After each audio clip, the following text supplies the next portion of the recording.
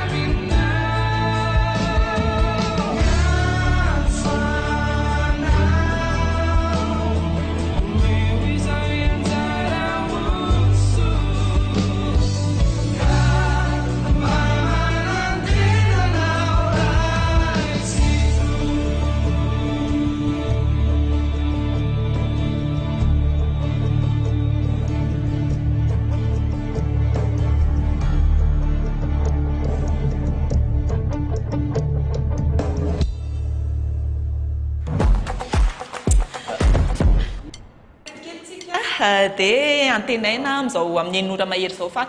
efa samy iomakomana daholo isika ny tokantrano any ny mpiasa andeha hiasa ny mpianatra andeha hianatra ny mijanona ny tokantrano ihany koa efa mikarakara ilaina fatarina ao anatin'izany ny toetrandro mba hahafahana miomana raha hivoaka ny trano dia ho jerentsika ary aloha izay toetrandro izay.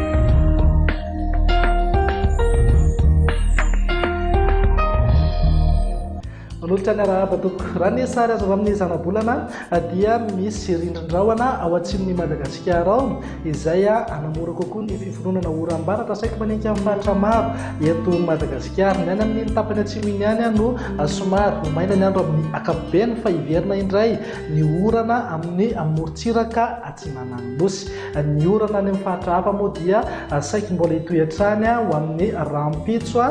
sy ny zoma indrindra ho an'ny avoatany amin'ny faritra avaratra andrefana sy ny ilany andrefany Madagasikara. Etsika ilan'izay ihany koa dia misy fiforonana andro ratsy indray ao amin'ny tendrony Atsinana amin'ny faritra Masina misy atsika ao. Tsy akaty Madagasikara izy io ary tsy akasika atsika ihany koa ka tsy ho resahantsika betsaka ny mahakasika azy. Mpinan-tetry ny andro ho amin'ny rampitso maraina raha jerena amin'ny ansepriany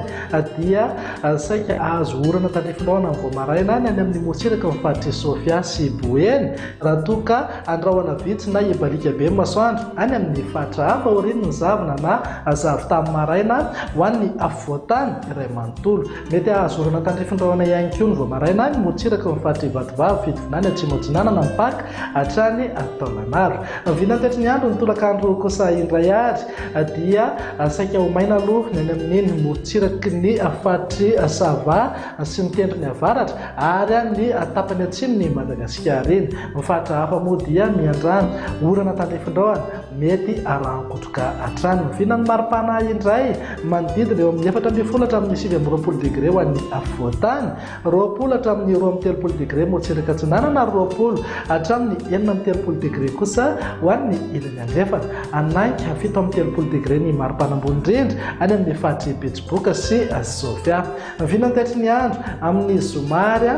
dia saika ho maina hatrany aloha ny any amin'iny faritra atsimony Madagasikara iny. Ny orana tandrifindahona mety arankotroka kosa dia mbola hitoetra hatrany any amin'ny faritra avaratra andrefana sy ny ilany andrefana ary ny faritra avaratra Atsinanana sy morontsiraka avoana Atsinanana. Andrahoana amin'ny akapobeny mety hisy any ny Erjika hisina orana tandrifindahona indraindray ho an'ny faritra loatra mangoro Analamanga, ny ilany Atsinanana amin'ny faritra Itasy Vakina Karatra ary any Vatovavy. Raha mahakasika ny maripana manodidina eo amin'ny 12 hatramin'ny 20 degré ho an'ny avoatany, 9 hatramin'ny 13 degré motsiraka Atsinanana, 20 hatramin'ny 13 degré kosa ho an'ny ilany andrefana, anainky 17 degré hatrany maripana ambony indrindra any amin'ny faritra Betsiboka torak'izay ihany koa ny any amin'ny manodidina ny faritra Melaky. Vinantetry ny andro amin'ny sabotsy no maranantsika sahady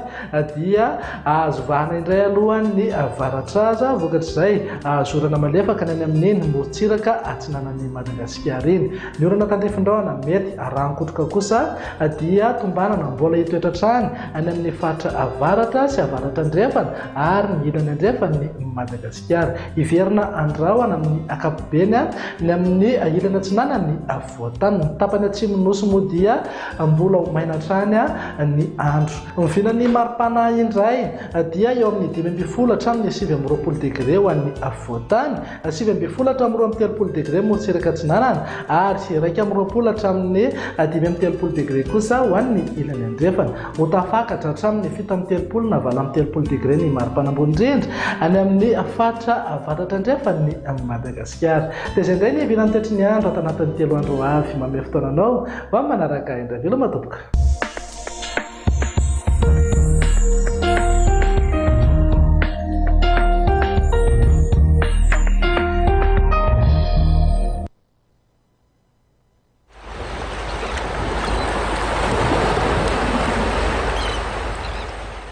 Ny mety toetry ny andro any an-dranomasina ny alakamisy 2 aprily 4:20 amin'ny enora maraina hatramin'ny zoma 3 aprily 4:20 amin'ny enora maraina.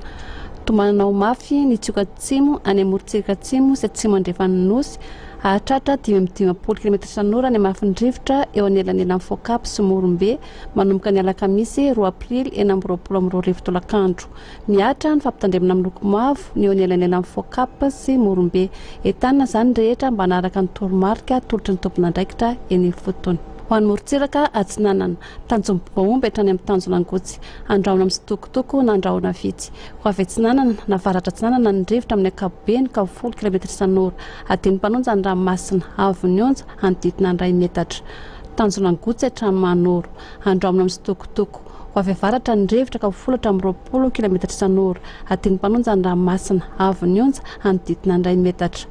Mahanoratra ny Tolanaro andorona tandrifondraona Mahalana. Ho avy atsimo miandalana ny rivotra ka 30 hatramin'ny 70 km/h adiny mpanonja nanonja be ny ranomasina ahery indraindray any amin'ny tapany atsimo Avonionja hatramin'ny 2 metatra. Hatratra 5 hatramin'ny 3 metatra any amin'ny tapany atsimo noho ny alondrano avy atsimo.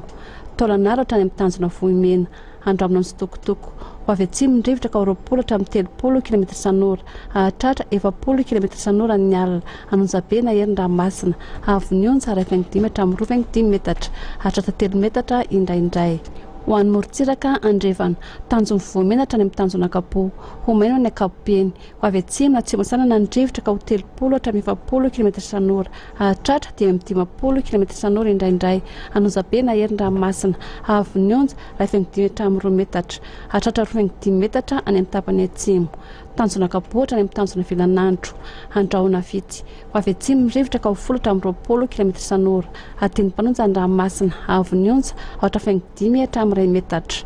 Tanjona Vilanandro hatrany Analalava andorona tandrifondraona indrindra amin'ny Voamaraina. Ho avy andrefana ny rivotra ka 10 hatramin'ny 20 km/h otony ny ranomasina Avonionja latsaka nahatra 5 metatra. Analalava hatrany amin'ny Tanjona Pombaomby andrahona Mahalana. Ho avy andrefana na atsimondrefana ny rivotra ka 10 km/h otony ny ranomasina Avonionja latsaka nahatra 5 metatra.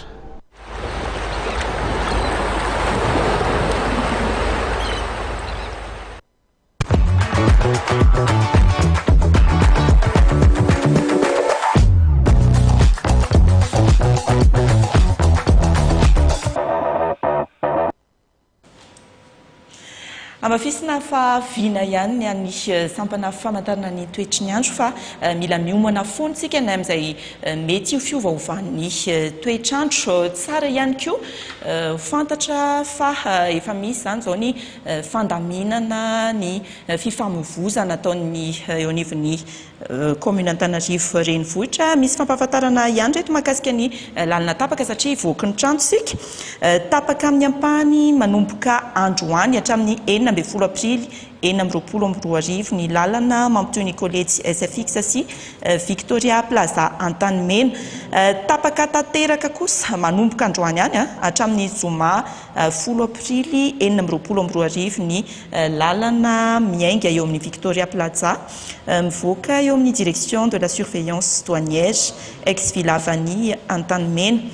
Tapaka tanteraka kosa manomboka ny sabotsy 17 aprily 4:20 hatramin'ny voalohan'ny volana May 4:20 ny lalana mitsofoka eo amin'ny Madagascar Express Antanimena ampitany Villa Pradon. Foana ny toeram-piantsonan'ny taxi be eo Antanimena FVKFM ary mifindra manoloana ny coulisse miova ho lalandroa azo ifanenana ny lalana manoloana ny immeuble Santa sy ny lalana mampitoy ny hôtel Saint-El amin'ny Jovena Antanimena ambany. Ireo reto zotra voakasiky ny fifindrana ny 147D 178 146 120 199 186 150 105 109 154 183 any 192 mahakasika ny fandaminana ny lalanjotra ho an'ny taxi be indray ho an'ny taxi B 147 178 sy ny 146 avy any amin'ny 7 hektara ka hiazo ny positra Tanimena dia miazo avy hatrany ny toeram-piantsonana eo amin'ny kolisany Tanimena mivoaka eo amin'ny VKFM ary manohy ny lalana mahazatra azy. Ho an'ny taxi B 150 199 120 186 112 105 ary 114 avy any Ankorondrano sy Ambohimanarina izay ho any Analakely dia miazo avy hatrany ny toeram-piantsonana eo amin'ny kolisy Tanimena mandalo ny VKFM mandray ny lalandroa azo ifanenana miazo ny Royal Spirit ary mivoaka eo amin'ny Magro Beorishka ary manohy ny lalana mahazatra azy. Ho an'ny taxi B 109 183 154 ary 192 kosa indray izay avy any 7 hektara Tomadinika Korondrano ho any amin'ny tetezany Beorishka miazo avy hatrany ny toeram-piantsonana eo amin'ny kolisany Tanimena mivoaka eo amin'ny VKFM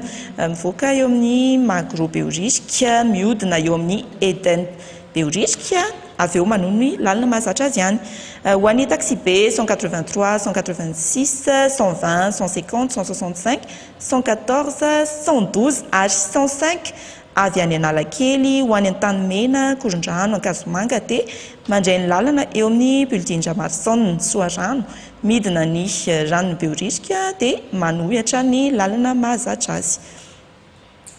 Efa iny noetsy avosoa teo iny ny mety hoe lalana tapaka mety hoe misy andehananao izy ireny hoe aiza ny asanao androany fianarana fa mety misy ihany koa ny tsy fandriam-pahalemana eny amin'ny fiarahamonina eny dia andeha hoentina aminao indray ny laharana maitso izay mety azahoanandreo polisim-pirenena dia ny 117 ny laharana maitso azahoana azy ireo raha ohatra ka hoe misy ny tsy fandriam-pahalemana eny anivon'ny fiarahamonina misy atsika eny. Dia eo ihany koa ny gendarmerie-pirenena dia ny laharana maitso azahoantsika azy ireo dia ny 119 na hoe ny 910. Raha ohatra ndraika hoe mila ny vonjitaitra ianao na hoe ny pompier satria ao anatin'ny andro manorana mantsika izao tao anatin'ny 3 andro izay avofoana ny orana dia mety ilainy any atokantrano koa hoe iza no laharana maitso mety azahoana anazy ireny dia omenanao hoe izy androany dia ny 118 ny laharana maitso azahoanan'ireny pompier ireny. Ho an'ireo mpipizina olona kosa indray dia inona no tokony mba homenan'ireo olona mpipizina ireo marché informel maro eo Analakely sy ireo atao hoe banky isan-karazany olona ho any an-dafy ireny ihany koa? Afaka omentsika ny échange zareo androany raha ohatra ka hoe manana izay vola vahiny izay ianao dia omenanao eto hoe mety ohatriny izay raha ohatra hoe ao avadika vola gasy. Raha ohatra hoe manana dolary ianao dia 9,904 ariary zany raha avadika tsika amin'ny volantsika eto Madagasikara. Raha ohatra indray kosa ianao manana izay hoe euro izay dia 1,704 ariary izy ho an'ny androany. Isan'andro dia misy foana ilay hoe andro maneran-tany journée mondiale sy ny sisa rehetrarehetra ireny. Androantsika inona no atao hoe homariana zany? Andro maneran-tany ho an'ny autisme ny faharoan'ny volana aprily tahaka izao tsy fankalazana fotsiny izy io kalasostiny fa natao hanaovana andro avy ho an'ny ray aman-dreny sy ny olona rehetrarehetra mba ahafantaran'ny olona fa tsy aretina ny autisme fa fomba fiasan'ny atidoha izay tsy mitovy tanjona ao anatin'ity fanamariana ity ny fanampiana ireo ray aman-dreny amin'ny resaka fanabeazana sy ny fampidirana andreo ankizy ireo zany eo anivon'ny fiarahamonina manana ny toerana izy fa tsy hoe autiste dia avela fotsiny amin'izao fa toerana sady efa misy amin'izao ny toerana manokana mpiofana anazy ireny ohatrany hoe ny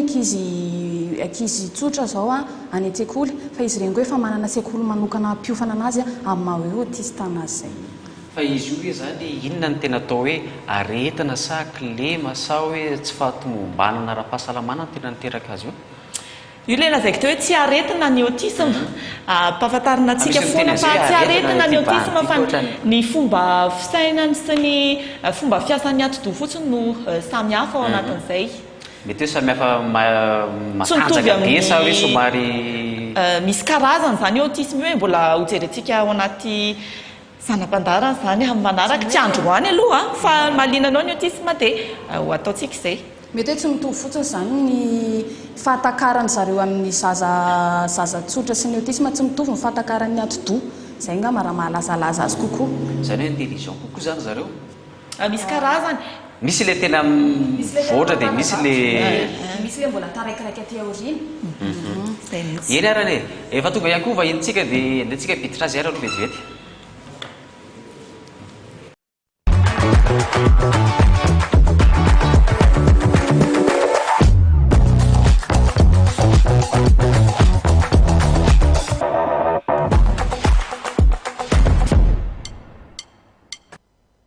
Mandrosy.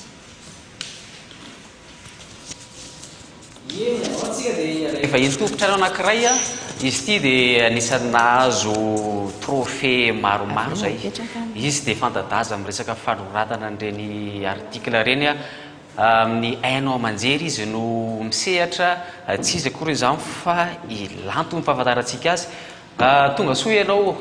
soa miavy ilanto Soa miavy eto amin'ny dia misaotra anareo dia tonga soa ihany koa zany atao anatin'izao fandaharana izao. Mahazo toerana dia resadresaka kely tsika. Ie ty zao no hitako voalohany prix de la voix engagée matantarao anay hoe momba azy ity. Ie izy ity moa zany izy menada dia azo tamin'ny sabotsy lasa teo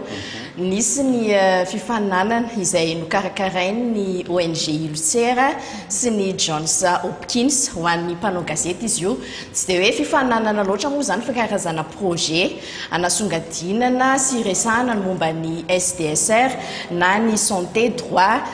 santé sexuelle et reproductive zany hoe ny fahasalamana ny zo ara-pananana Vaitiako vetivety avelanareo.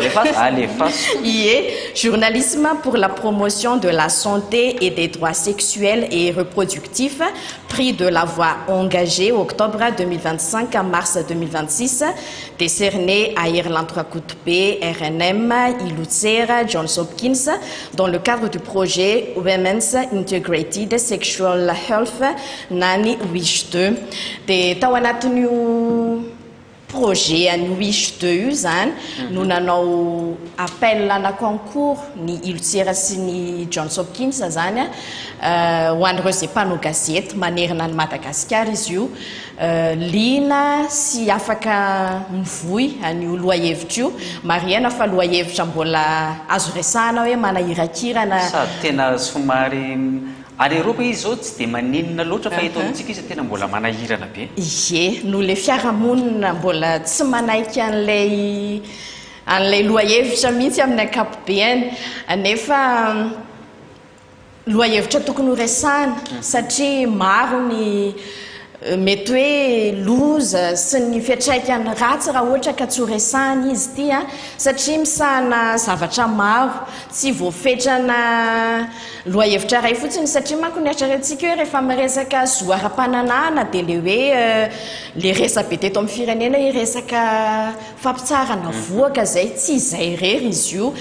article anankiray voarakitra ao anatin'ity fifanarahany Maputo ity zay fa tsy izay rery izy io fa tena zo be dia be tokony hositrahany vehivavy no resahana ao anatin'izy io misy 9:30 ao dia voaresaka ao anatin'izany resaka zo sy fahasalamana ara-pananana zany zao ohatra ny hoe misahana ny resaka fiterahana ho an'ny renim-pianakaviana ny zaza voateraka hoanina fikarakarana azy ireny ny resaka fandrindrana ny fiainam-pianakaviana ihany koa ny resaka cancer ny voziny tranzaza ny resaka prostate ny ady amin'ny VIH sida eo ihany koa ny ady amin'ny VBG na ny herisetra amin'ny fototra mahalasy mahavavy voaresaka ao anatin'ity loha-hevitra ity daholo zay fa tsy voasakana article anankiray na hoe loha-hevitra anankiray. Hono alanto zavatra tena manitikitika azy ao mahakasika an'izay zavatra rehetra nolazainao zay izy atamin'ireo raisinao ny soratanao tao anatin'ilay matonjatsoratra. Ny tena ny fitorako raha tamin'ity anankiray ity dia ny resaka atao ny resaka planning familial ny fandrindrana ny fiainam-pianakaviana ny fampahafantarana ny zo tokony hositrahan'ireo tanora ny zatovo eo amin'izany resaka fandrindrana ny fiainam-pianakaviana izany tsy haiko hoe firy isan-jato ny tanora ny ray aman-dreny mahalala hoe manana zo afaka ampiasan'ny planning familial ny zatovo sy ny tanora na tsy feno taona ary voarakitra ao anatin'izay lalan'izay zay loi 2017-043 zay no mamaritra azy efa niatra teto Madagasikara izy io nanomboka tamin'ny octobre 2018 zany hoe manana zo an'izay ny tanora tsy voafetra tsy manana zo ihany koa ny ray mpianakaviana hoe ametra ny vadiny tsy hanao ny fandrindrana fiainam-pianakaviana fa efa voarakitra ao anatin'izay zony fanarahana izay niatra teto Madagasikara ny momba izany dia raha ohatra ka tsy horesantsika ilay loha-hevitra tsy horesantsika ilay izy fa hokobokobontsika satria hoe fady noho ny toetsaintsika ny kolontsaintsika dia somary mivoaka kely ao anatin'ilay izy satria ny fiainan'ny tanora amin'izao fotoana izao ne tena efa mivoatra manaraka ny toetrandro raha zay ny tenenana azy raha tamin'ny génération anay izao ohatra mety hoe 13 taona 15 taona zany anao mbola tsy ny rarahany zany resaka hoe fitiavana sipa sy ny rehetrarehetra zany mbola menatra fampitanara dia ampitahorin'ny ray aman-dreny sao dia bevoky eo zay sao dia bevoky eo fa ny ankizy amin'izao fotoana izao ne raha ny statistika voaray 13 taona ny ankizy amin'izao fotoana izao dia efa miroso anyzany resaka firaisana ranofo zany hoe danger ho an'ny hoavin'ny tanora zany satria tsy afaka nianana hoavy mamiratra izy ao anatrehan'le fiainana satria tsy fatan'le zavatra tokony ataony sakatsakanana tsy azo resana le izy dia ny vokan'izay mety hiteraka voka-dratsy ho an'ny fiainana tsy tapaka ny fianarana nisy ihany koa moa ny note navoakan'ny ministère teo anivon'ny fanabeazam-pirenena izay ny taona 2023 izy iny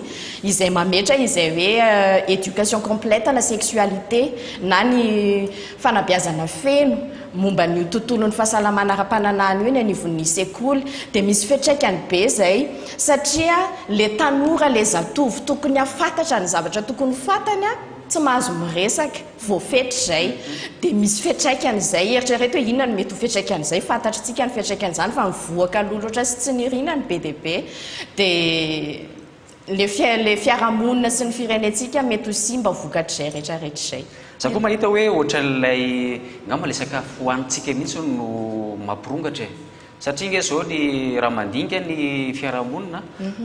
zazavavy kely 12 taona 13 taona ohatra manoatra noho nyreny olon-dehibe efa 7 taona efa siba be reny dia ny toe-tsainy rehefa avy fa tsy manaiky an'izay misy resaka complexe zay zany ao an-tsainy manahoana ny mety hoe fiantraikan'ireny zavatra reny eo amin'ny fiainany reny zatovo reny amin'izao fotoana zao lanto nisy fanadidina zay nataonay tany amin'ny faritra atsimo iny taona 2022 raha tsy diso tsy ombe ambovombe androy sy ny karazany iny inona ny zavatra misy any ozy izy nareo akizy tenatena mihitsy akizy satria 12 taona dia efa mananjanaka ny akizy any 14 taona dia efa nakiroa ny zanany 15 taona mananjanaka 3 eritrereto amin'izany vokatry ny tsy fahalalana daholo ny anton'izany rehetrarehetra zany dia voafehan'io SDSR io zany loha-hevitra rehetrarehetra zany dia izay no natonga nay moa zany mpanao gazety teo amin'ny 20 teo zay ny voaray tao anatin'ity concours na projet nataon'ny Lutsera ity ny resaka sy ny voyany io nandritry ny volana maromaro nanomboka ny novembre ka hatramin'ny volana mars teo zany nazahoana vokatra hatrany amin'ny 13 sy 700 tany ny production nataon'ny mpanao gazety tao anatin'le izy tao ny télévision na ny radio ny presse en ligne na presse écrite digital rehetrarehetra dia zay ny vokatra dia azo eritreretiny hoe misy fiantraikany hisy fiantraikany amin'ny karazana mety hoe fanapahan-kevitra ho raisiny sambatan'olona zany satria miankina ny fiainanao zany satria fiainantsika rehetrarehetra ny resahanao anatin'le izy dia zava-dehibe le izy ho anay ihany koa mpanao gazety zay ao anatin'le izy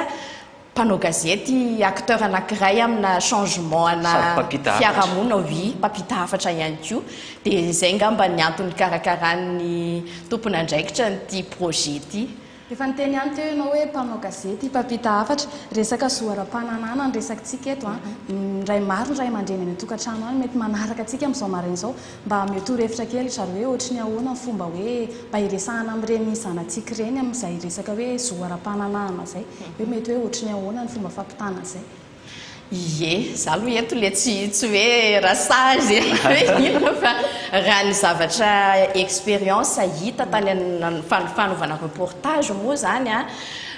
misy rasazy eo miresaka aminay ahoana ny fomba ampitanany iresahana ny loha-hevitra io amin'ny tanora sy ny zatovo amin'izao fotoana izao alefa tsy kelikely izy io fa tsy afaka ny hoe zazakely 7 taona na hoe 10 taona dia ho resahanao resaka brusque be tsy haiko fa hoentina tsy kelikely dia miezaka misokatra ihany koa ilay ray aman-dreny izay ny torohevitra ilay resazany resaka taminay a miezaka misokatra ny ray aman-dreny a manantona ny zanany mba ho namany ianao zany fa tsy ny fiarahamonina ny ivelan'ilay tanora no anabe anazy izay mety anabe anazy amina hevitra tsy dia ampahomby anazy amin'ny fiainany fa mila le ray aman-dreny eo an-trano no manantona tsy kelikely mety ho fantatry ny ray aman-dreny ny fomba hitondrana an'izany resaka izany misy ihany koa tadidiko eto anivon'ny fiarahamonitsika malagasy eo anivon'ny ministère ny fahasalambahoaka misy an'ilay ICSP2 Amis des Jeunes izy io ivitoerana anankiray ifampiresahany tompony andraikitry ny fahasalamana ao amin'ilay tompom-pahasalamana zany a amin'ireo zatovo sy ny tanora nisy reportage zay zao nataoko tetsy amin'ny CSB Amis des Jeunes Ambodiny Sotro tamin'izay fotoana izay nilaza le rasazy nanaovako interview moa tamin'izay isaka larobia hariva no fanaovana karazana rencontre kely miaraka amin'ireo tanora ireo zany fa tena mahaliana andry zareo le izy amin'ny voalohalo mazava ho azy hoe mety mivanitinitika na itsika raha tany ampianarana mivanitika rehefa manao amaloha mahely resaka hoe tovampananara sady menatra dia fa rehefa mandeha eo ny resaka lina be amin'izay le ankizy ary mametra-panontaniana ary ahoana zany rasazy raha ohatra izao dia manoro hevitra le tompona andraikitra ao anatin'le tompom-pahasalamana hoe zao ny atao dia afaka mandray fanapahan-kevitra le zatovo sy ankizy amin'izay fotoana izay satria ankizy manomboka 12 ans eo dia efa afaka miditra ao anatin'le CSP2 Amis des Jeunes dia afaka miresaka malalaka dia na ny ray aman-dren'ireo ankizy ireo raha ozy izy a misaotra anay satria zareo mbola menatra sy tsy samy resaka amin'ilay izy dia any anatin'ireny sehatra ireny izy no afaka mivelatra sy malala kokoa an'ilay loha-hevitra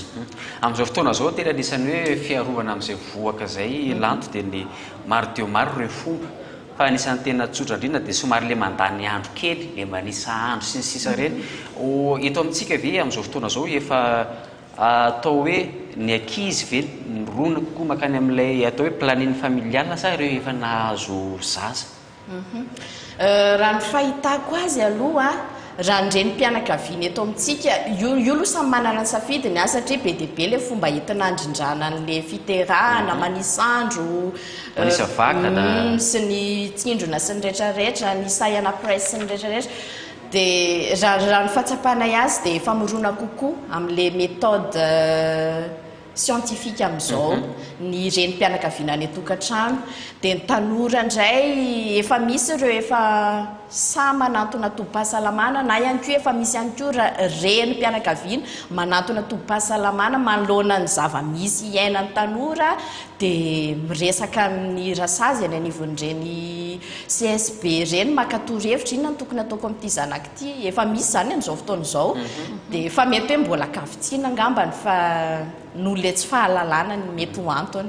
zakela soa idoka kely alalanto mba fantatrao hoe firy zay ny trophée azony tao anatin'izay fifaninanana nataony izay aloha izy nidoka tena fa hoentsika azy nasehatra sady efa fanazavana hoe dia efa hita hoe mendrika izy tao anatin'izay dia mety hoe trophée firy loha-hevitra mahakasika ny fahasalamana daholo ve nefa nazahoana anazy sa hoe hafa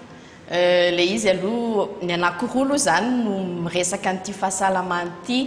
ny taona 2021 efa nahazo premier prix nisy concours ny karakarainy ny FGE na ny forum génération égalité zay dia nazahoako loka voalohany izy io miresaka fahasalamana ho an'ny tanora dia tena hoe reny ankizy mitondra voaka mbola ankizy reny mihitsy no entiko tao anatin'izay loha-hevitra izay Ny taona 2024 nisy indray ny fifaninanana ny karakarainy teo anivon'ny ambasadiny Chine eto Madagasikara dia nahazo 3e prix tsika tao anatin'io film court izay nitantara ny relation diplomatique ny Madagasikara sy Chine 10 taona. Tao aorianan'izay année 2024 nisy concours ny karakarainy ny FAPBM io indray resaka tontolo iainana dia nanasongadina faritra rovana anankiray, faritra rovana no safidiko tamin'izay dia ny faritra Tsimembo Manambolomaty any amin'ny faritra Melakany izay dia nazahoako lauréata ihany koa izy io dia ty farany ty moa zany tamin'ny sabotsy teo nahazo an'ity iray farany ty. Tena betsaka izy zany. Mbola nofona zany? Raha mbola misy dia manao. Sady izy mbola tanora mbola ao anatiny tsara mihitsy. Ay adiniko ihany koa. Tao anatin'ity resaka SDSR ty ihany koa efa nandehanana tany amin'ny firenen-kafa moa zany tany Lomé Togo tany. Nanatrika atelier ana formation des formateurs des acteurs de médias sur les SDSR tamin'ny taona 2024 izy io izay ny passe francophone no nikarakara sy nitondra anay tamin'izany fotoana izany. Mangasitraka lanto ny zaran'izay rehetrarehetra izay? Makasika dia mba meo afatra kely aloha ny tanora hoe ahoana ny makasika izay indrindra ataontsika hoe amin'ilay resaka zoaram-pananana. Ny afatra tiako ampitaina ho an'ny tanora nareo no avin'ny firenena, ny tanora no avin'ny firenena mbola voatazona foana zany fitenenana zany. Aleo mifantoka any amin'ilay fianarana, le fitiavana zany io mandeha ho avy eo foana io fa no avinao sy no avinao arinao no atreho sy mpanjino zany fa aza dia maika loatra amina resaka firaisana ranofo sy nohatr'ohatr'izany satria mety ho sakana ho anao io ao arinako eo dia mety ho nenina be ao arinao zay. Dia manaraka indray zany tsika miaona. Miandry ny trophée manaraka indray zay. Ie dia tsika hitizana kely vetivety ary. Vita.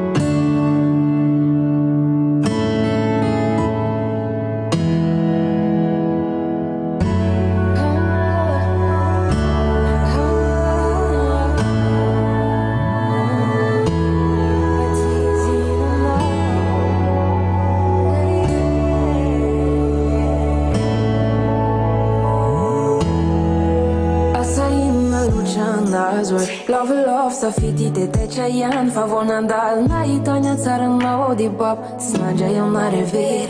pavona itan tikna de minha mami no dizinhaf manduro ana de kodera olav no de tsue kunya ta metia kaf kafuna o mandava ta e no le maso junto já zavando na kafu mamãe tura fanan farake que nós ats meti mamana desejando e fica já satiu no matamana Matamana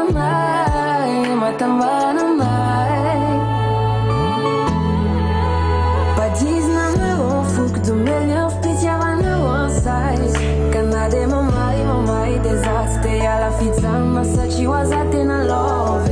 Love yam na minha sara na minha canto na ni tu chama mamba boy Padis na o fuk do melhor pitiava na onçais Canade mamai desastre ala fizama sachi wazate na love Love yam na minha sara na minha canto na ni tu chama mamba boy Surara yik zeyate utup tuera na lezan iche de così viso mia lambetan Fale funo e mi siak tu everyday na we night Pa fore va cabe fono mangiam domo baiara Cadezia ta uitam tanche tu fenu cum Bancați vidanzo si chiama nu cambola sta Pare non ho nado surata si chiama le ben tantara la bem tentar. Fanama finia desambulia, resila faz a belanda. Bate o tubo da campo, funo dias aí dina falhosa ni twitchau. Badiz na não fuck do melhor pitava na one side. Canade mamai desastre alla fizzama sachi wazate na love. Love ya mawa sara mawa canto mawa ni twitcha mawa. Mamba boy. Badiz na não fuck do melhor.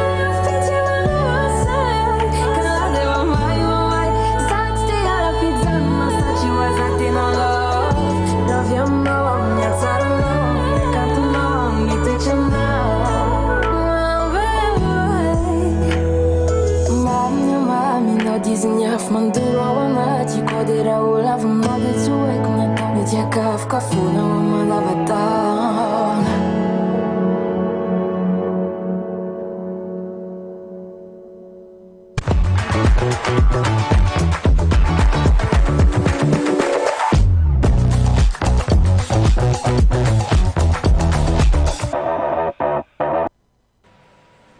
Nalaza zay olona tatoato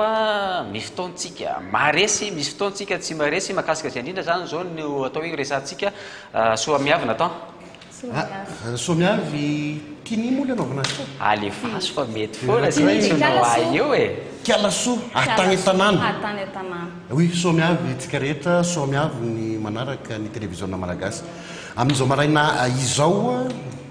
mazava ho azy fa araka nefa namaranao kitra. Resaka baolina kitra sika atao anaty ity fandarana ity. Kitra tsy mikitra lirery dia nanahoana amin'ny valony misy fahombiazana ihany ve manahoana ny tokom-panantenantsika malagasy manoloana an'io fifaninanana io? Ny tena marina tsy dia tena hoe ny baolina kitra malagasy amin'ny ankapobeny no tena ho resahana. Ny zava-bita Madagasikara aloha tao anatin'ilay farany teo iny tapajanona eo amin'ny larana 400 sika amin'ny filarana ankapobeny avy any amin'ny FIFA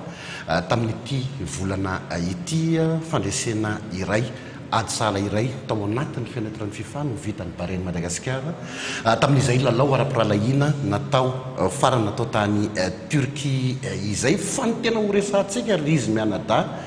dia nisehatra ny fiadiana ny amboara eran-tany ho an'ny baolina kitra satria amin'ny 7 ny volana Jona amin'ity taona ity no hanomboka izay fifananana izay ny farana tamin'ny farany herinandro teo ny lalao bahana farany na lay atao hoe barage amintsika miteny zao zany dia feno 27 ireo firenena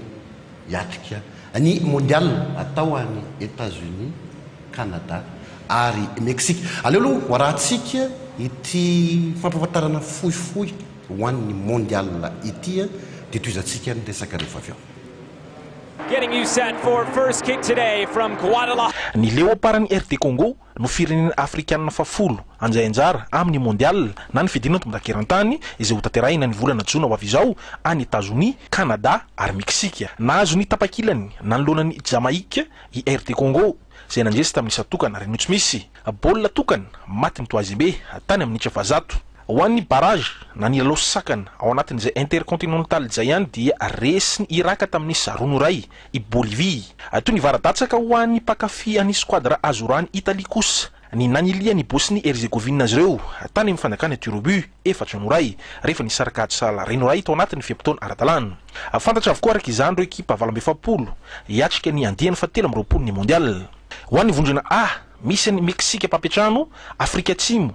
République tchèque ary Corée du Sud. Ho an'ny vondrona B kosa dia misy ny Bosnie Herzégovine, Canada, Qatar ary Suisse. Vondrona C Brésil, Écosse, Haïti ary Maroc. Ho an'ny vondrona D misy ny Australie, Turquie, États-Unis ary Paraguay. Vondrona E kosa misy ny Allemagne, Côte d'Ivoire, Curaçao ary Équateur. Ho an'ny vondrona F Suède, Japon, Pays-Bas ary Tunisie. Vondrona G misy ny Belgique, Égypte, Iran ary Nouvelle-Zélande. Vondrona H misy ny Arabie Saoudite, Cap-Vert, Espagne ary Uruguay. Vondrona I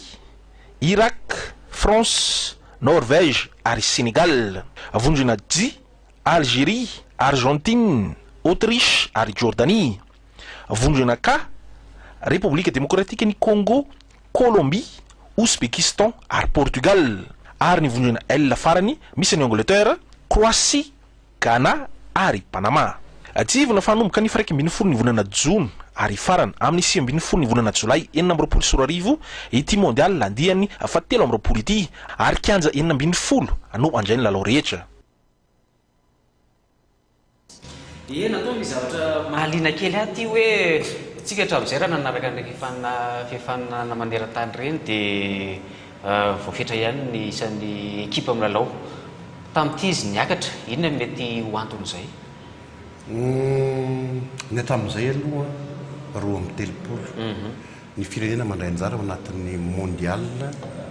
fa nanomboka tamin'ity taona ity dia le formule vaovao napetraka ny FIFA mba ahafahana mahazo lalao maromaro ao anatin'izay fiadinana amboareran-tany ho an'izay tsy malala aloha mondial fiadinana amboareran-tany ho an'ny baolina kitra izay mahazo an'io zany dia izy ny tompon-daka eran-tany ho an'ny baolina kitra amin'ity taona 420 ity. Izay ny antony napiakarina valam-befapolo formule vaovao izy io. Formule vaovao napetraka mba ahafahan'ireo firenena maromaro ihany koa afaka miditra any anatin'ilay fiadinana amboareran-tany. Raha tao anatin'ny ilay 2-3 tany amin'ny voalohany dia ny atsika afrikanina ny tiako resahana 4-5 hatramin'izay vitsy zany ny firenena afrikanina afaka mandray anjara ao anatiny. Fa amin'ity zao dia 10 no isan'ny firenena afrikanina hiatrika an'izany fiadinana amboareran-tany izany. 7 ny tena toerana natokany FIFA ao atsika. Ny 7 zany dia nivoaka tao anatin'ny fifanitsanana teto anivon'ny continent afrikanina. Nandray anjara tao anatin'izany Barea izay neritreretintsika fa ho lasa ary tsaratsara isa ihany fa noho ilay zava-nisy napetraka Cameroun dia latsaka ho azy ny risantsika aleo tsy ho tenenina be ohatrany mamofo fotamandry na satria izay na zay zany tamin'izay neritreritra mihitsy hoe lasty narafy fo kely mihitsy hoe ilay formule ilay karazana fitsipika kely mipetraka tsisy dikan'iny dia nahafahan'ny Barea niraraka tao anatin'ilay izy dia aleo tsy ho resahantsika iny aloha fa izay hoe 7 satria vodina 7 no napetraka teto Afrika izay lohany tao anatin'ireo vondrona 7 ireo lasa avokoa. Rehefa avy eo misy meilleur deuxième. Le meilleur deuxième na le faharoa tsara indrindra miatrika barrage ary teo no nahatafavoaka ny République démocratique an'ny Congo lalao voanatao 27 ora angamba izay raha ela indrindra nandresy ny Jamaïque izy tamin'isa Rainouan ohatra dia lasa 10 ny ekipa afrikanina ao anatin'ny mondial. Raha ho fezintsika zany aloha ity mondial ity mondial ahitana firenena 27 voalohany hiatrika ny mondial. Ity no mondial horaisina firenena anankitelo: Canada, États-Unis, Mexique. Ity no mondial hilalaovan'ny firenena afrikanina 10 voalohany ao anatin'izay fiadinana amboara eran-tany izay. Hafa mihitsy zany ty mondial ity, tena hafa ny mondial amin'ity taona ity ary mondial andeha ihany koa amin'ny volana Jona ka hatramin'ny volana Jolay. Zay zavatra rehetra zay mampiavaka an'izay mondial izay ary izay no antony tondratsika anazy zao maraina izao atao anatin'ny fandarana soa miavy satria efa tonga teo l'entrecôte be nitondra ny resaka fanabeazana dia aleo indray hoentintsika satria fandraika ihany zay fanabeazana sy ny fanatanjahantena ao anatiny. Manao mety hoe tokony aina ho azahoan'ny continent africaine ny amboara io indray amin'ity fotoana ity? Ny tokony aina ny ho an'ny baolina kitra mitovy daholo satria mitovy ny fifanitsanana sy ny lalana ale mandrapahatongavana any mitovy. Tsisy firenena andehanao mondial ka ho resy ny zavatra ho andehanany any. Tsy possible zany. Niza hitady fandresena même chance tovy ny vitana ho an'ireo firenena rehetra miatrika an'io. Fa ny mampiavaka azy matetika ny fanomanana.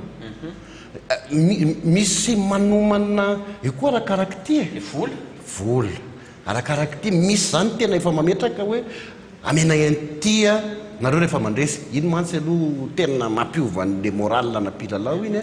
zao ihany koa ny vola iomananareo afahanareo mandeha miatrika n'ilay fifaninanana any amin'ilay toerana de hoe mipetraka amina hôtely 5 étoiles nareo ny maillot vaovao ny godasy vaovao zay rehetrarehetra zay nge motivation daholo ao anatin'ny fanatanjahantena ny fanatanjahantena dia tsorona amintsika rehetra fa ao anatin'io tsy misy ny kisendrasendra fa ny fanomanana no zava-dehibe tanterahana ao anatin'izany rehetra izany fa ny tsiratsiratsiaritra tenenina matetika dia hoe misy inona moa tsy gisana dia ganagana ny any ganagana ny any fa tsy ganagana zany izy matotony gnany mahay milomany reny mety mahay milomany izy matotony gnany dia zay rehetra zay zany no oetsika araharoatiko hoe ao anatina fandarana ohatra zao satria ao anatin'ilay ataontsika hoe inona moa filozofia an'ity fandarana ity ilay raha misy ny mpanao gazety manana vaovao afaka alefany eo ilay izy dia eto izy manazava hoe nanahoana ny fitrandrahana ny tany anatin'ny lalana nalehany tany dia atombontsika amin'ilay sehatra mondial izy amin'ity androany ity satria ny mondial efa kely sisa dia hitao anatin'izay raha zay volana jona zay andao moa anisy miaramiatra manisy tsika avril manomboka mantsy ny avril dia azo isaina 2 avril androany avril may mai jona kely de kely ny fotoana tsy kely de kely tsony zany fefa lala mahitsy farany filazan'ny olona azy am'izay rehetra izay fa saotranareo niantso ateto mahatonava kely eto aloha natao ndray ny antanina hoe amampanao gazety fa ara-panatanjahantena anao mety hoe fanatanjahantena inona kokoa ny ronanao raha hoe anao ndray ny antanina zay nanao ka nanao fanatanjahantena nge zay fa tsy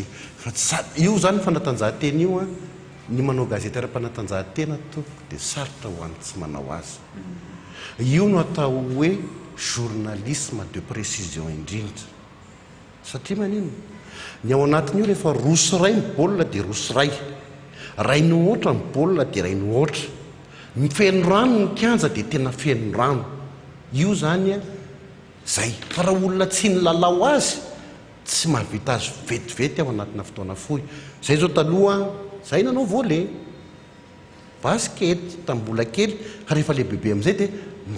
netindray aman-dreny aleo any amin'ny foty sao dia ty kiboko ty problème nareo tena nanao ary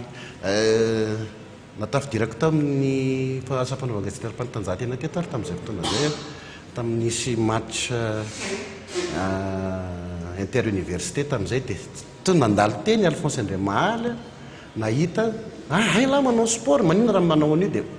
eo amin'izay vao nianarana ilay manoratra sport dia ahoana ny fomba metrahana an'le précision amina sport zany fa io zany tsisy lainga io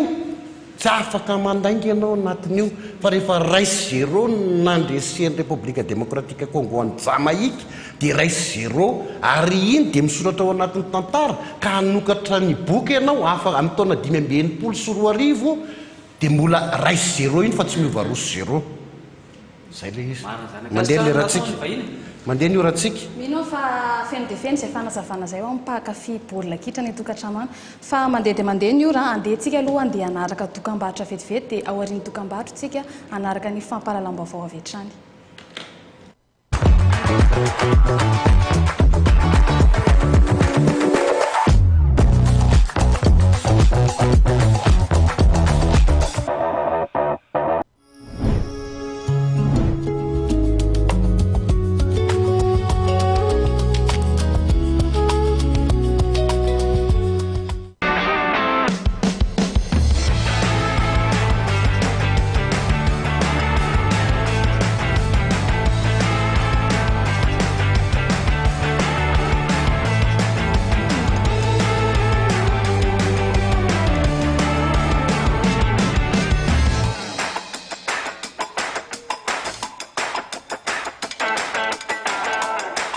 D'un regard à l'autre, d'une génération à la suivante, vos projets se dessinent.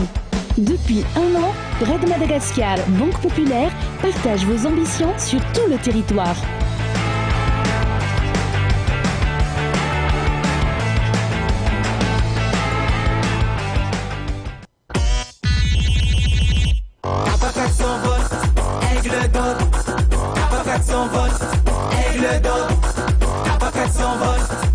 Aigle d'or, Kappa 400 volts. Aigle d'or, Kappa 400 volts. Aigle d'or, Kappa 400 volts. Aigle d'or. Raha voltage kely efa afaka jifainao ny collection vaovao misy kapa t-shirt sy sac total look eny amin'ireo magasin Aigle d'or manerana ny Madagasikara.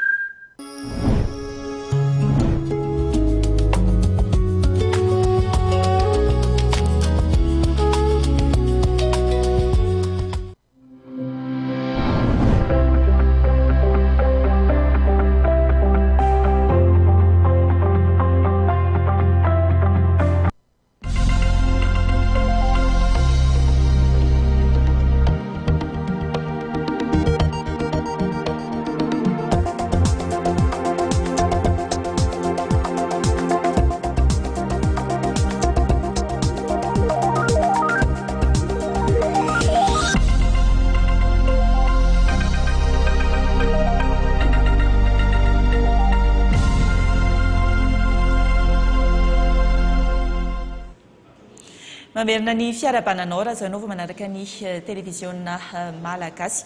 tonga eto amin'ny fotoana ny vaovao an-tsarisika manasanao anaraka izany hatramin'ny farany. Androany 2 aprily ny andro maneran-tany ho an'ny autisme tsy aretina akory izy io fa fomba fiasa hafa eo amin'ny atodo tanjona amin'ity andro ity ny anaitra ny sainy tsirairay fa mananjo feno hianatra hiasa ary iaina ao anaty fiarahamonina ny olona autiste. Manamarika izany andro maneran-tany ho an'ny autisme izany ihany koa isika eto Madagasikara fanamby lehibe ny fanaovana fitiliana aloha ahafahany ankizy mahazo fampianarana mifanaraka aminy. Eo amin'ny resaka avy any ivelany ny trangana horohorontany mahery vaika tany amin'ny ranomasiny Moluques any Indonésie tamin'ny enora sy 7 minitra ora tany an-toerana olona iray no namomy ainy raha nitatitra avy any amin'ny sampana mpamonjy any an-toerana ihany. Ity horohorontany ity dia mirefy 7.4 amin'ny mahatrefin'ny Richter. Avy any Indonésie tsika dia ho any Sénégal indray. Ny 12 marsa lasa teo no nolanina teo anivon'ny anteniera pirenena sénégalais fa mitomboka ponja 5 hatramin'ny 10 taona miampy onitra 10 tapitrisa CFA na mahery ny 5,000 sy 5,000 sy €2 ny LGBT na ny fiarahan'ny lahy samy lahy na ny fiarahan'ny vavy samy vavy ilay antsoina amin'ny fiteny hoe PD na lesbienne. Solombavam-bahoaka 5.30 amin'zato amin'ny 7.20 no nandany ny fampiarana ity lalàna ity. Omaly dia nankatoavin'ny filoham-pirenena sénégalais Bassirou Diomaye Faye izay lalàna mandrara tanteraka ny fiarahan'ny mitovy fananahana izay sady miatra avy hatrany izy io ho an'izay hita na fantatra fa manao izany. Somary voakena hafa ihany anefa ity filoha sénégalais ity amin'ny fanapahan-kevitro no izy manambady roa nambarany nefa fa vadiny ara-dalàna ireo vadin'ireo ary tsy mifanohitra amin'ny lalàn'ny fanambadiana sénégalais. Iverina eto toerana indray aloha isika eo amin'ny fiara-miasa amin'ireo any ivelany. Matra tsara sady mivelatra tsara ny fiara-miasa eo amin'ny Madagasikara sy Rosia. Omaly niraisina tamin'ny fomba ofisialy teny amin'ny bataillon parachutiste ivato ireo fitaovana sy fanampiana ara-tafika ho an'ny Madagasikara avy amin'ny firenena rosiana. Tombontsoa lehibe ho an'ny tafika malagasy ny fahazoana ireo fitaovana ireo raha tsy laza fa tsy ny fahafahana manamafy ny fiarovana ny sistany malagasy sy ny filaminana anatiny eto amintsika. Ny filohan'ny fanavaozana ny repoblika no nandray ireo fitaovana ireo ny antsipriany Baby Stéphane. Fiara mifono vy, fitaovam-piadiana moderna, bala isan-karazany ary fanamiana ara-tafika, fanampiana ara-pitaovana natolotry ny Fédération ny Rosia ho an'ny tafika malagasy. fihetsika izay maneho mazava ny finiavany rototo tanamafy sy anitatra ny fiaramiasa ara-teknika sy ara-piarovana. Nandray tamin'ny fomba ofisialy ireo fitaovana ireo teny amin'ny toby Général Monibo Ismaël, bataillon parachutiste Ivato ny filohan'ny fanavaozana, ny colonel Randrianirina Mikael, fampitaovana tafiditra ao anatin'ny politika mpanjakana, mikendry ny fanavaozana sy fanamafisana ny fahaiza-manao ny hery fiarovana ny firenena, izao etsika izao. Ankoatra ny fanampiana ara-pitaovana, dia tafiditra ao anatin'ny vina stratéjika ihany koa ny fanamafisana ny fiaramiasa amin'ny lafin'ny fanofanana sy fifampizarana traikefa eo amin'ny tafika rotota. Taorian'ny fitsidiana amin'ny fomba ofisialy izay nataon'ny délégation malagasy notariany Andriamatoa filohan'ny fanavaozana tany Rosiana dia maro ny zavatra efa niarahana ny asa tamin'ny firenena Rosiana sy ny tafika Rosiana. Eo ihany koa ireto fanomezana izay horaisitsika amin'ny fomba ofisialy anio dia ireto fiara-mifono vy izay matanjaka anampiana sy anamafisana ny fiambenana ny sistan'ny malagasy sy ny eto anatin'ny fireneny malagasy. Misy ihany koa ireo fitaovana izay ety miatrika an'izany fiarovana izany, anatiny izany ireo fanamiana, ireo fitaovam-piadiana sy ireo bala maro isan-karazany izay mbola hotsiditsika rehefa avy eo. Maro ihany koa ny zavatra mbola iaraha-miasa ao ny fanofanana ireo tompon'andraikitra ambony eto anivon'ny tafika malagasy sy ireo miaramila izay hiofana any amin'ny firenena Rosiana. Mihatsara sy mihamatotra ny fiaramiasa ara-tafika eo amin'ny Madagasikara sy Rosia. Anisan'ny lara-pahamehana amin'izany ny fanofanana ara-teknika ataon'ny manam-pahaizana Rosiana ho an'ny miaramila malagasy. Hisy ihany koa ny fifanankalozana traikefa eo amin'ireo manamboninahitra ambony ka misy ireo malagasy andeha hiofana ny Rosia ary hisy ihany koa ireo miaramila Rosiana ho tonga eto amintsika. Eo amin'izay fiaramiasa amin'ny Madagasikara sy Rosia izay ihany, fantatra fa miaramiasa kaiky ihany koa amin'izao fotoan'izao ireo mpampianatra teny sy kolotsaina Rosiana eny anivon'ny Universiténa Antananarivo sy Manerana Nosy sy ireo mpampianatra mpikiatrika Rosiana amin'ny fanambeazam-boa ity taranja mpampianarana ity. Manohana arabola sy ara-traikefa amin'ny fanatanterahana ny seminera dian'ny faha-17 amin'ny herinandro avy io izay mikendry ny fampiroboroboana ny fampianarana ny teny Rosiana eto Madagasikara ny fitondram-panjakana Rosiana. Isy moa ny mpampianatra avy any amin'ny Université ny Saint-Pétersbourg anotrina io seminera io, marina fa efa 50 taona mahery nampianarana ny fiteny Rosiana teto amintsika izay hita eny amin'ny lycée sy ny Université Mpanjakana. Anisan'ny zava-dehibe eo amin'ny fiainan'ny mponina andavanandro ny fisian'ny rano, itomby 520 isan-jato ny fahafahana mamokatra izany eny amin'ny toby famokarana mandro seza manomboka amin'ny faran'ity volana aprily ity. Ho vitantsy ela ireo foto-drafitra sagoavana anampy-tosika ny famokarana. Ankoatr'izay dia ho avaozina manontolo ireo fatsin-drano mahery ny 80 kilometatra eto Antananarivo manomboka ny volana jona ho avy izao. Dia eo rahantsika miaraka amin'ny Baby Stéphane. Itombo 2 sy 2 metatra toratelo isan'andro ny rano vokarin'ny Jirama eto Mandroseza hamatsiana n'Antananarivo renivohitra sy ny manodidina manomboka ny faran'ny volana aprily izao. Izany hoe itombo 520 isan-jato avoeny amin'ny fahafaha mamokatra amin'izao fotoana ny foto-drafitrasa vaovao. Miakatra ny production zany hoe ny rano novatsiana eto Antananarivo. Fafantarantsika fa nisy gap 100 000 m3 jour zany teto Antananarivo dia itombo ny famatsiana rano eo amin'ny 520 isan-jato reto. Zay ny politika mpanjakana ny amatsiana rano fisotro madio ny malagasy dia ny ministera efa azavaiko foana hoe ny ministera dia miara-miasa akaiky manara-maso akaiky ny fisotro ny asa iarahana amin'ny Jirama. Misy ny mpiara-miombonatoka manampy atsika amin'ny famatsiana ny rano fisotro madio zay. Mbola manamafy ihany ny ekipa manao supervision eto hoe farafatarany voalohany volana Mai, zany hoe farany volana avril voalohany volana Mai eo zany tokony mandeha ny mise en eau ety Mandroseza. Aorian'ny fahavitany ny foto-drafitrasa famokaran-drano eto Mandroseza dia atomboka amin'ny volana jona ny fanoloana manontolo ireo fantson-drano ny Jirama. Ny ankamaroan'izy ireny izay simba sy efa antitra ka mitarika faloton'ny rano tonga any amin'ny mpanjifa. amin'izao fotoana izao dia efa voasolo ny pompy 3 lehibe izay mamatsy nanantananarivo ary ilay tetikasa izay fananganana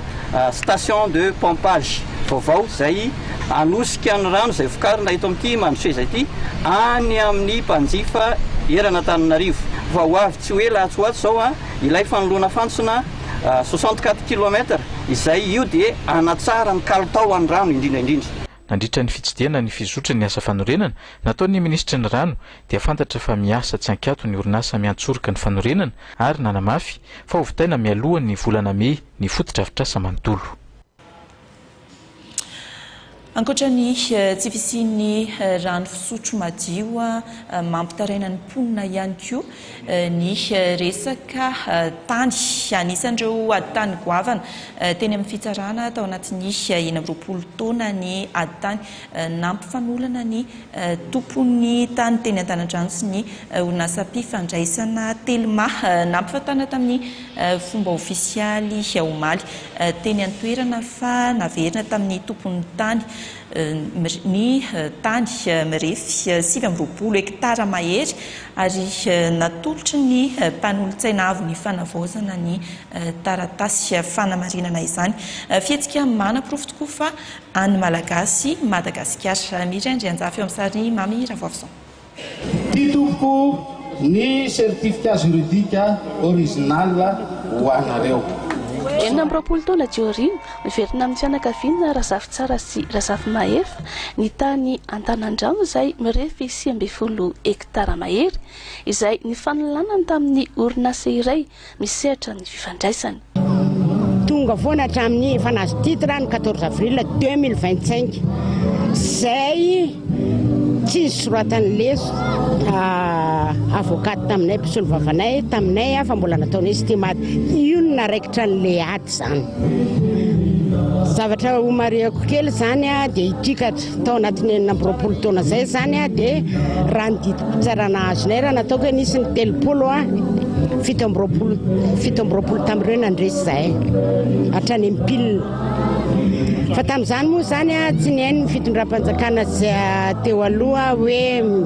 tokony heverina le tany nefa tsy miverina. Anisan'ireo dosie goavana teo anivon'ny fitsarana ity aditany Antanandrano ity.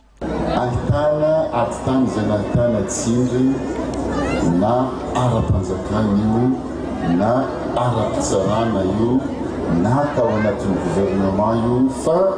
ny amin'izao fotoana izao ary nanapahakevitra androany dia anehoana fa andro ny fanavaozana zao fitondram-panjakana mitsinjo vahoaka izay no hitasika androany. Nisy ny fananganana komity ny aran'ireo ministera telo nandinika ity iraharaha ity ka namoahana izao fanapakevitra izao. Misy komité interministériel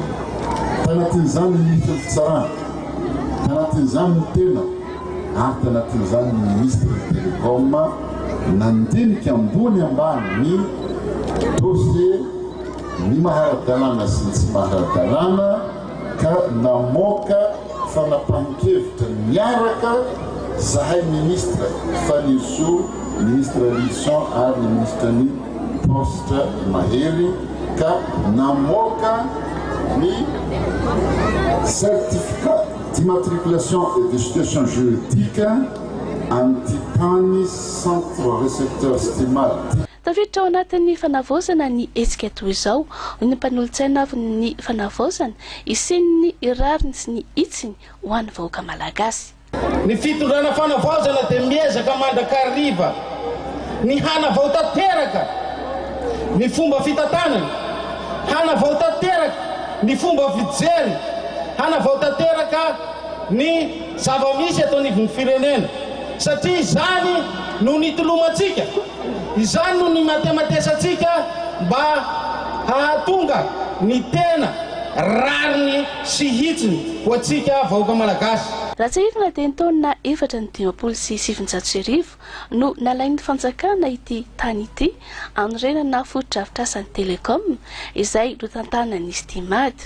Rehefa vita ny fampiasana azy dia tokony hiverina amin'ny tompon'ny tany ary teo no nisiny ny fifanolanana teo amin'ny tompony sy ny Telma. efa naresy teny amin'ny ambaratonga ambony ny fianakaviana fa mbola niverina teo anivy ny fitsaranana ambaratonga voalohany. Maro antsika no manana izay olana amin'ny resaka tany izay andy efa hijerem-baolana ny mikasika ny vola aloha amin'ny fandrefesatany ny fanamorana ny fanomezana tany-panjakana sy ny tany izay nobodon'ireo mpanjanaka izay tena manahirana ny malagasy amin'ity resaka fananantany ity eto Madagasikara. Ao amin'ny fantariny Miray Andrianjavy sy Mamindra Vavavson amintsika atao anatin'ity fanady adiana ity ny lalàna mahakasika izay fananantany izay. Mbola betsaka ny olana ara-tany eto Madagasikara hoy ny ministra fanatsariana ny tany fa efa misy koa nefa ny vahaolana entina miatrika ireny. Ao anatin'izany ireo tany izay nobodon'ny kolon na ny mpampijanaka. Efa vita ny reto teknisiana miara-miasa amiko reto ny projet de loi mikasika an'izay famerenana ny tany izay nobodon'ny kolon izay ho ampelantanan'ny malagasy. Miandry atsika ny fivoriana voalohany ny antenimieram-pirenena ary zareo amin'ny antenimieram-pirenena koa efa vonona satria fa niresaka tamin'ny président ny assemblée sy teny sy ny filohan'ny vondrona rafitra fananantany ao amin'ny parlement député ny Fianarantsoa vao tonga ao dia tinindry zareo dia mivoaka zay. Eo ankoa ny olana eo amin'ny famaritana mihoapapana ny tany amin'ny fanjakana toy ny any Mahajanga, Antsirabe, Ifanadina izay hozaraina amin'ny vahoaka amin'ny vidiny mirary. Majunga zao misy any amin'ny 188 hectares an-tampon-tanàna eo amin'ny province tsy misy afaka nanao titre sport fa efa nandalo conseil de gouvernement io efa vita ny décret mikasika an'io fa handeha hanome tany an'ireo vahoaka reo ny fitondram-panjakana Tsoatsy. Manaraka izay koa ny Antsirabe misy 3200 hectares ao an-tampon-tanàna ny Antsirabe izay andeha hozaraintsika koa Tsoatsy. Amin'ny lahady zao raha tsy miova ny tsy misy androny paka zany ny anay fa any fanadina zay amin'ny lahady io. Io commune urbaine fanadina rehetrarehetra misy ny cure thermale hôpital reo tsy misy azony tena tompony na ny fanjakana na ny gendarmerie fa mbola ny province fa dia ometsika vahoaka reo amin'ny centaine d'hectares io. Fa mampitaraina ny maro ihany koa ny vola aloha amin'ny fandrefesatany. Efa hamoaka zahay tena barème fixe. Zao ny vidin'ny tany, zao no vola aloha rehefa manao descente. Ka zay mangataka mihoatra an'izay dia fandraisanay fepetra. Zany hoe ho tombotsombahoaka hatrany hatrany zany no ezaka lehibe zay ataon'ny ministera. Tanjona ao anatin'izao ny ministra ny ananany malagasy rehetra taniny satria Madagasikara amin'ny malagasy. Izay ihany koa no mamarana ny maresaka tamin'ity maraina ity asainay hatrany ianao tsy hisarika amin'ny televiziona malagasy. Mandrapitava vetivety hatrany.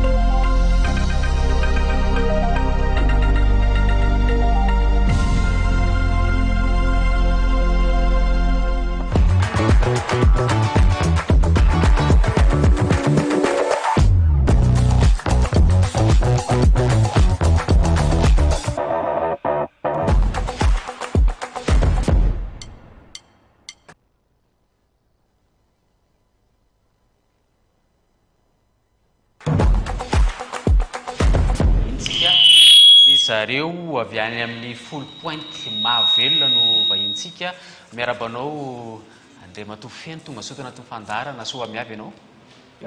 Miabanao Menada, Nikala Soa, sy Tilia, miaba mpiaino rehetra manaraka izao fandarana izao. Anisan'ny tena mampiavaka amin'ny full point rehefa akaiky fety toy izao ny atao hoe ny morontsiraka milamina sy madio mahafinaritra mahakasika an'izay indrindra no atongavanao eto inona vaovao avy any full point avy any?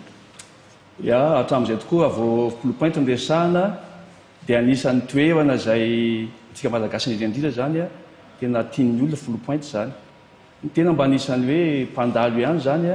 amin'ny toerana maro samihafa Madagasikara, morontsiraka maro samihafa reo fa azo ambara dia izao hoe manamaizy azy folopointy ary toevana tsara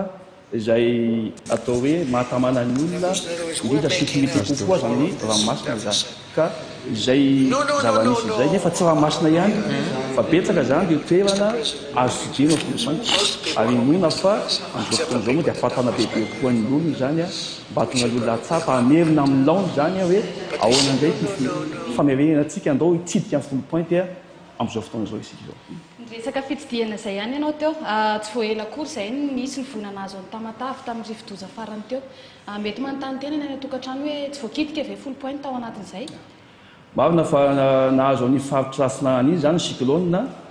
fa ny azo ambava aloha zany a dia hoe marina fa nandalo tao folopointy izy zany fa tsy dia tena hoe nisy fehitraikany goavana zany a tao amin'ny faritra ny amin'iny folopointy izy zany ny cyclone maro ny zavatra niseo mety hoe nisy rava misy hazo enjera zany a fa tsy dia tena hoe nisy fiatraikany goavana zany azo ambava zany dia zao hoe amin'izao tsika amin'ny teny zao dia azo atao hoe fa mba miverina amin'ny laonzy zany folopointy a ary afaka tena mandray a vahiny tsara kokoa amin'izao sehatra misy atsika izao. Resaka vahiny tena za manokana aloha tsaroko tamin'ny mbola fahazazana dia vacances folopointy zany tena anisan'ny nahaizako ny lomano zany hoe rova resaka ianao zany hoe folopointy a dia vacances zay dia tato ato nefa ohatrany somary nisy laza ratsy ny folopointy zay na fandriam-pahalebana na fanararotana eny amin'ny plazy sy ny sisa reny mbola misy fe zany amin'izao fotoana zao sa efa nalamina zavatra rehetra tahaka ireny moa tsy hoe koa tonga dia efa hoe voavy indray mandeha fa zavatra mahafinaritra zany amin'izao fotoana izao a rehefa nisy fiara-miasa akaiky ohatra amin'izao fotoana izao a au nivon'ny fitantanana ny tanàna zany be ny tanàna sy ny mpiara-miasa aminy a eo niveau gendarmerie dia eo niveau ny opérateur rehetra zany zany hoe mahafinaritra zany ny fiara-miasa efa misy zavatra napetraka zany ary voaingana aza tamin'ny herinandro lasa iny a dia efa nisy fivoviana zay niarahana tamin'ny distrika zany nametrahana mihitsy hoe andao mba hovaintsika amin'izay ny fomba fijery zany fomba fiasa eto folopointy a ka elana zay rehetrarehetra zay mety manakana ny olona zany ka efa nisy napetraka zany na ny hoe lay enony amin'ny mopasika reny azy amoron-dranomasina taloha tena misy fanararotana goavana zany fa amin'izao fotoana izao zany dia efa misy hoe limity napetraka hoe zao ihany a ny prix a azo apetraka zany a na amin'ny fety tahaka izao zany ka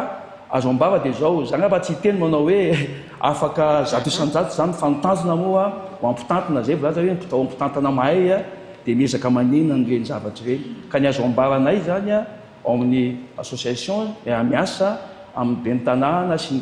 commune rehetra zany a ny gendarmerie dia hoe efa miezaka zany ny sécurité a misy olana zay tao aloha atoko antsika avany fa amin'izao fotaona izao zany dia efa za tsy teny hoe afaka ho azy zay satria sécurité zany misy foana ny insécurité fa efa miezaka mihitsy zany ary sorako manokana ny CB sy ny mpiara-miasa aminy zany amin'ny gendarmerie a miezaka ary izay association za misy fotoana zahay a efa tonga reny atao hoe fety tahaka izao reny na grande vacances reny a dia misy mihitsy fitidihana ataon'ny gendarme isakariva amin'ny hôtely reny mba hanehoana ho atsika pitsidika zany hoe mba miezaka mandrindra ny fandriam-pahalemana eto mitana folopointy efa voaresaka ao teo izay ny resaka fandriam-pahalemana fa raha ohatra hoe manahoana indray mahakasika ny resaka lalana tena mampilay amin'ny olona izy io satria raha taloha izy io vita adiny ray sasany adiny roa eo raha ela indrindra amin'izao izy lasa adiny telo adiny efatra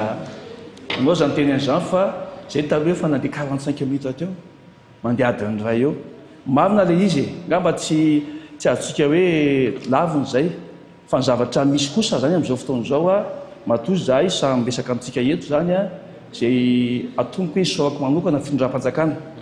zay mandray andraikitra mandray an-tanana zany a ary indrindra mahatsapa ny etaetan'ny olona zany hoe tena lalana potika lalana folopointy satria nisy fotoana tena adinidimy anao mandeha folopointy fa ny zavatra ambavako a amintsika za ngamba toazo vo avy any zao a dia efa amin'izay vokatra zay fandraisana ny tanana ny eo amin'ny fitondram-panjakana zay a dia efa mandroso ny fanamboavan-dalana amin'izao fotoana izao efa ela nandroso izy io a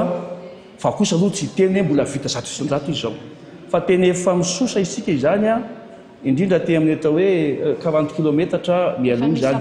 misy apahany vita zany zany hoe azo ambava zany hoe eo amin'ny enimpolo isan-jato mahery eo zany efa vita lalana vita tena tara vita misy vita goudron misy vita béton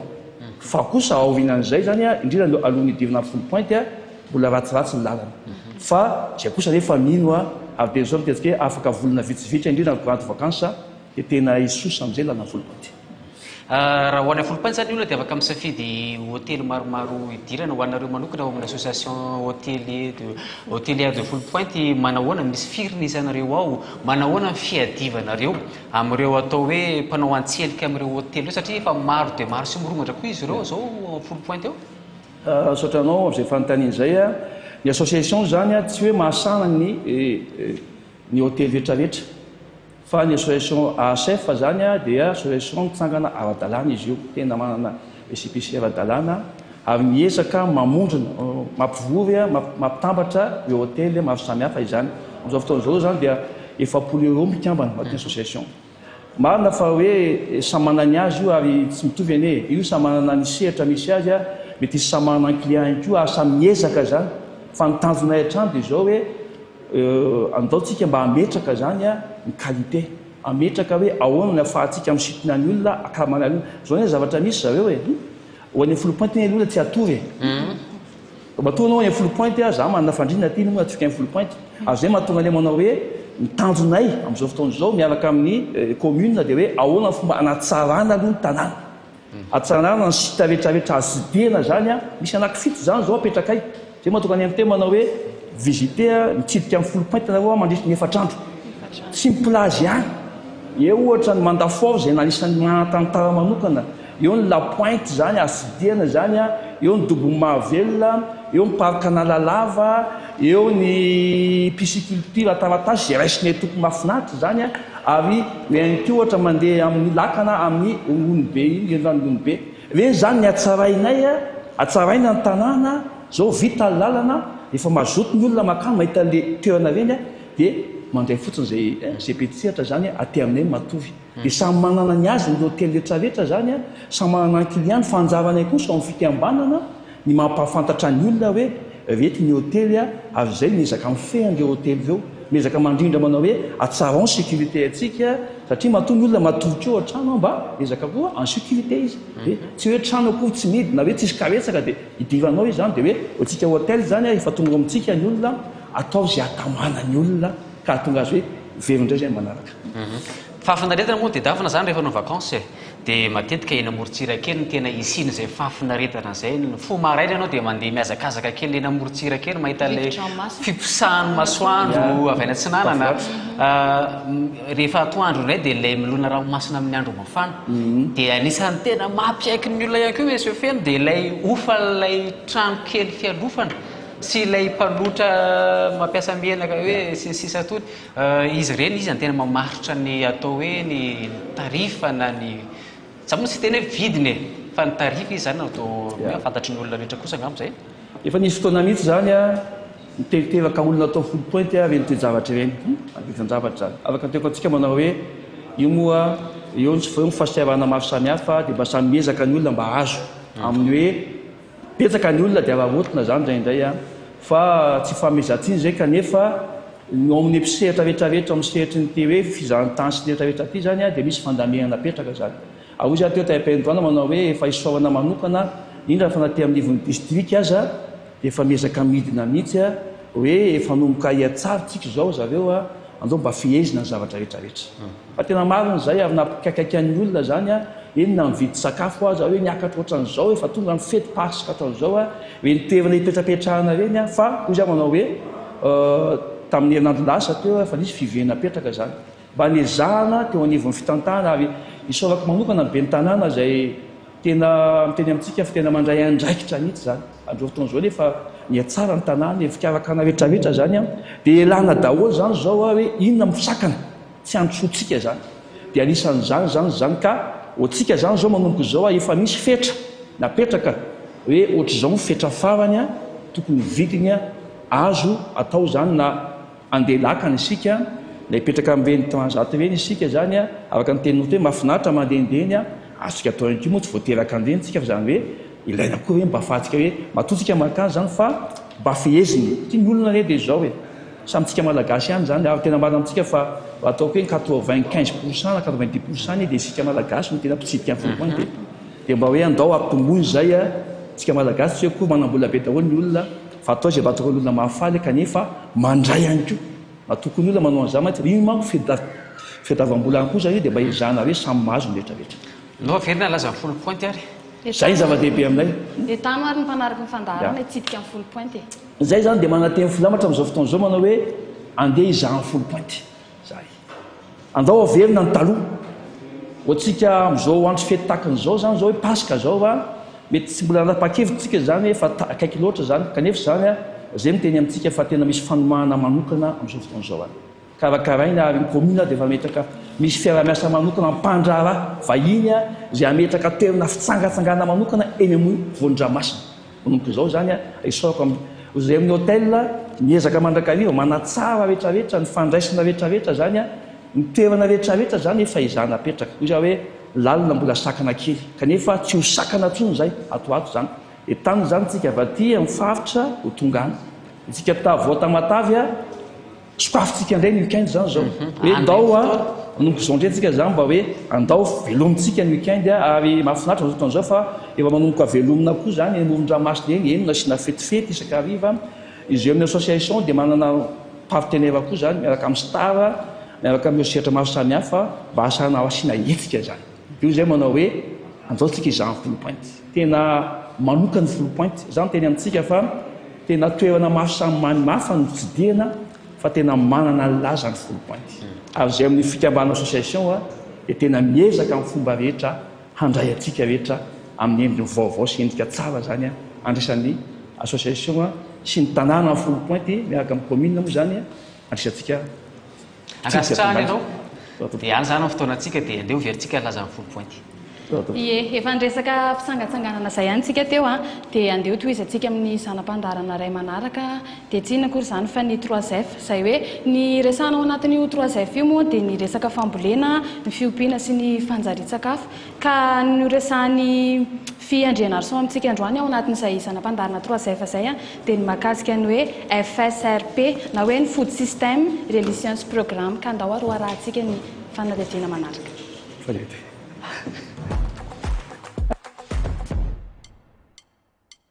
inona marina moa zany FSRP zany? Ny FSRP na ny Food Security Resilience Programme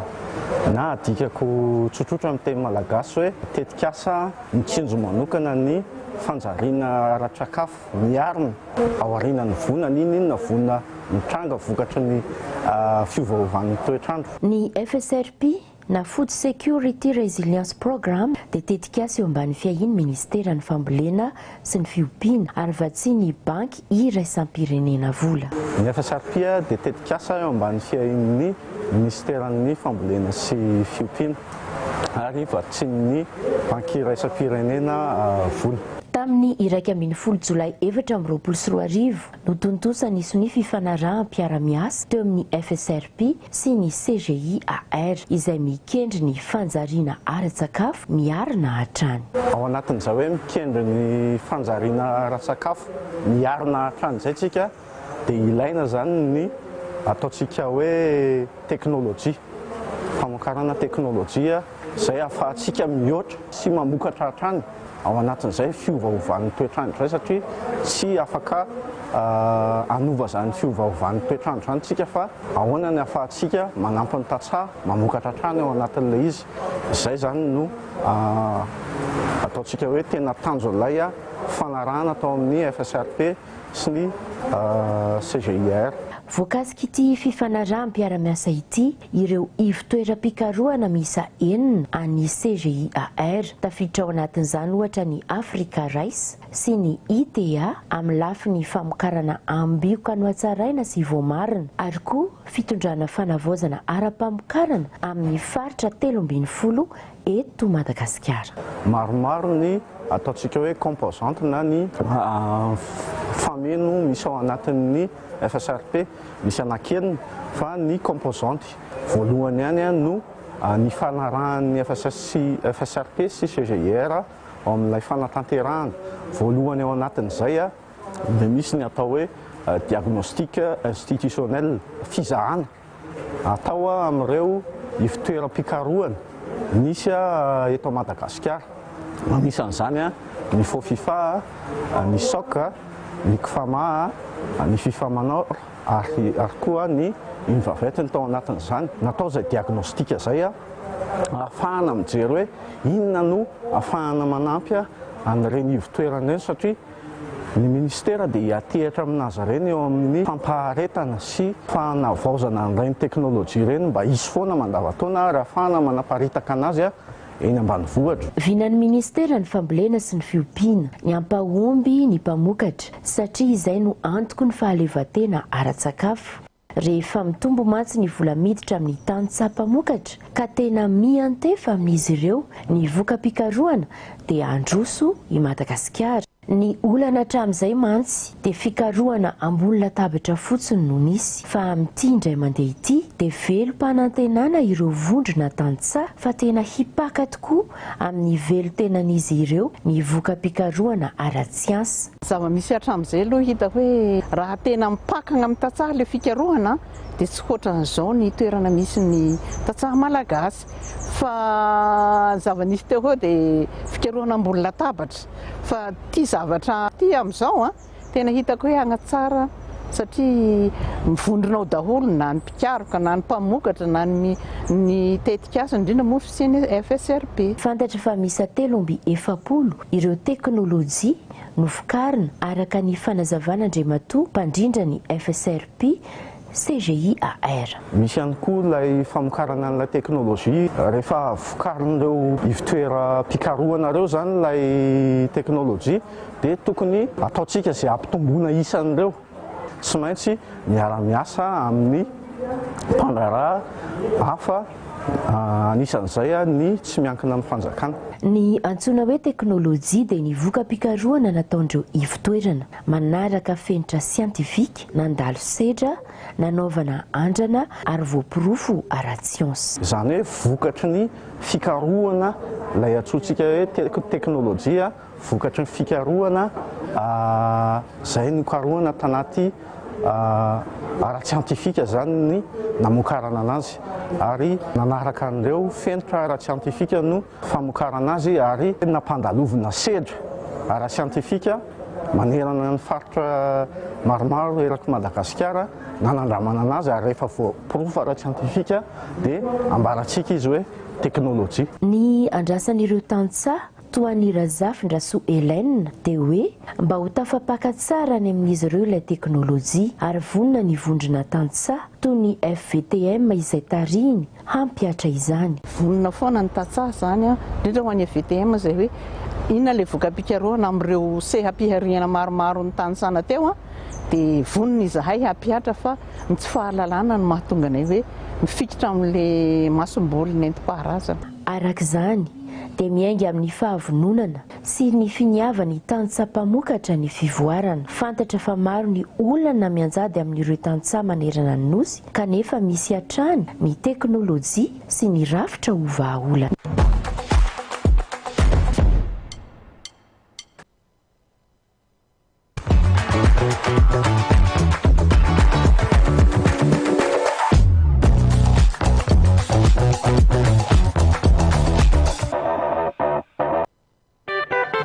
Famerenana ny malagasy ny asin'ny tsapiky ary ambavaka iraisam-pirenena tsy azo tsapaitana